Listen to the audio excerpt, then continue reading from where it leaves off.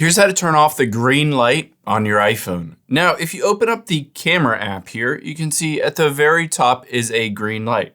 Another example is if I open up Instagram and swipe to the right, again, you can see that green light at the very top. That's an indication that your camera is currently being used. However, in some instances, you might be out of an app, but still see that green light appearing.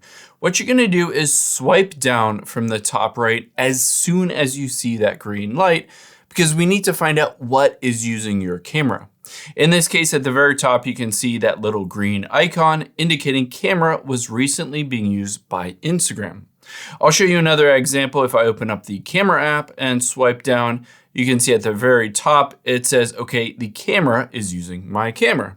So if you see that green light and want to make sure that app is no longer using your camera, even if you didn't tap on it, all we need to do is get into your settings.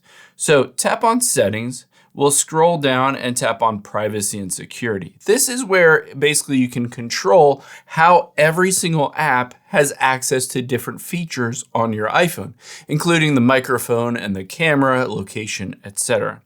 So on here, all we need to do is scroll down to camera and you'll be able to see all of the apps that have access to your camera.